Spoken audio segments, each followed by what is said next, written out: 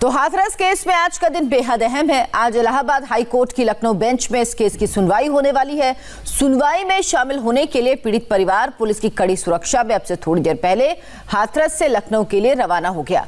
पीड़ित के पिता, मां, 2 भाई और 1 भाभी लखनऊ जा रहे हैं। 29 सितंबर को पीड़ित की मौत के बाद 29-30 की दरमियानी रात को स्थानीय प्रशासन ने परिजनों की मर्जी के खिलाफ शव का जबरदस्ती अंतिम संस्कार कर दिया था, जिस पर हाईकोर्ट ने नाराजगी जताते हुए मामले का स्वतः संज्ञान लिया था। सुनवाई के लिए कोर्ट ने आज की तारीख तय की थी। आज कोर्ट में जहां पीड़ित परिवार अपना पक्ष रखेगा, वहीं कोर्ट ने उत्तर प्रदेश के अपर मुख्य सचिव, यूपी के डीजीपी के अलावा हाथरस के डीएम और एसपी को भी तलब किया है। हाथरस से रवाना होने से पहले एसडीएम ने बताया कि परिवार को पूरी सुरक्षा के बीच लखनऊ ले जाया जा रहा है। लखनऊ रवाना होने से पहले पीड़ित के भाई ने से बात की हमारे संवाददाता आनंद प्रकाश पांडे ने। पीड़ित के भाई ने बताया कि पुलिस की सुरक्षा तो मिली है, लेकिन उन्हें अब भी बहुत डर लग रहा है। हाथरस केस में आज का दिन बेहद अहम है। इलाहाबाद हाईकोर्ट की लखनऊ बेंच में इस मामले की आज सुनवाई होने वाली है। हमारे साथ पीड़िता के भाई मौजूद हैं। कौन कौन जा रहा है, कितने लोग जा रहे हैं परिवार की तरफ से लखनऊ? परिवार की तरफ से हम लोग 5 लोग जा रहे हैं। मम्मी, पापा, मैं और मेरा भाई और मेरी पत्नी जा रहे हैं। और जो 29 तारीख को जो घटना है उसके बारे में ये सब हमारा जो है उसके बाद में बात होंगी, वहाँ पर जो कुछ पक्ष रखा जाएगा इसके बारे में। जो पुलिस की सुरक्षा आप लोगों को दी गई है, इसके बारे में हाईकोर्ट में पूछा जाएगा, तो क्या इससे आप लोग संतुष्ट हैं? जी हाँ, बोला जाएगा। जो भी कुछ है बताई जाएंगे। हम लोग वहाँ पर संतुष्ट हैं नहीं, हम लोग वहीं पर बताएंगे। आप चाहते हैं कि पुलिस की सुरक्षा और बढ़ाई जाए? हाँ, बढ़नी चाहिए, क्योंकि अभी तो है, आगे भी तो कह रहे लगातार बढ़ते रहे, लगातार हमारे साथ जो कोई वो ना हो, तो आगे के लिए हम लोग सेफ रहे। वैसे अभी कोई मन में आपका डर है? पुलिस सुरक्षा देने के बाद भी कोई डर है आपको? किस तरह की धमकियाँ मिल रही हैं आरोपी परिवारों से या गाँव वालों से? देखिए, डर तो बना रहेगा, ये तो ज़िंदगी भर बना रहेगा। अभी डर तो निकलने वाला है नहीं, पर ये डर तो है।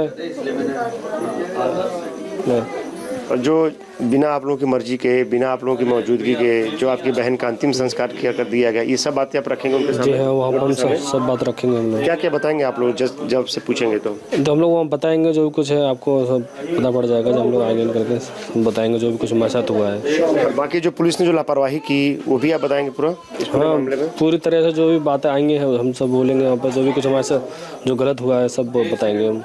शुक्रिया हमसे बात करने के लिए। कैमरा मुकेश कुमार के साथ आनंद प्रकाश पांडे, इंडिया टीवी, हाथरस। और आनंद प्रकाश पांडे इस वक्त सीधे हमारे साथ हाथरस से जुड़ गए हैं। आनंद, ये बताइए कि परिवार यहाँ से निकल चुका है, आज क्या कुछ होना है? क्या आज की रात ये लोग वहीं रुकेंगे या फिर वापस हाथरस आ जाएंगे?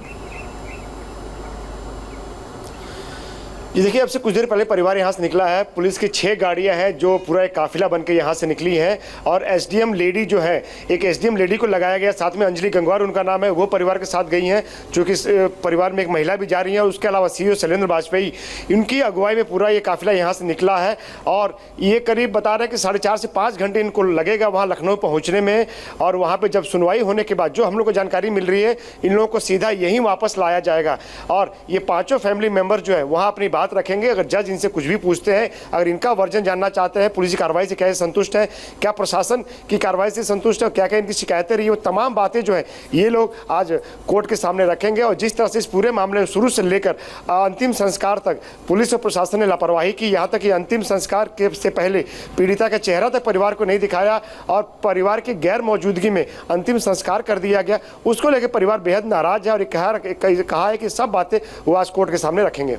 आनंद, बिल्कुल तड़के सुबह का वक्त तय किया गया हाथरस से ले जाने के लिए। ये भी सुरक्षा वजहों से रहा या फिर चूंकि पेशी का जो वक्त होगा उसके हिसाब से टाइम को देखते हुए लिया गया?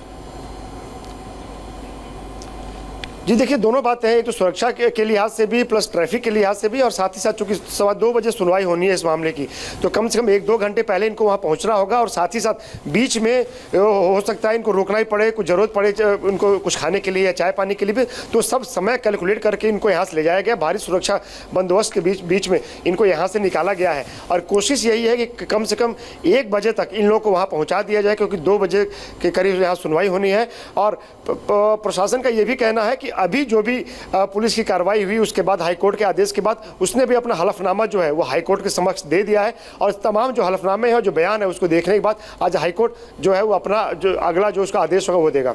परिवार के सभी सदस्य आनंद गए हैं, तो क्या कोर्ट की तरफ से कहा गया था कि परिवार के सभी सदस्यों को मौजूद रहना है या उनकी अपनी इच्छा थी कि वो सब जाएं और अपनी अपनी बात कोर्ट के सामने रखें?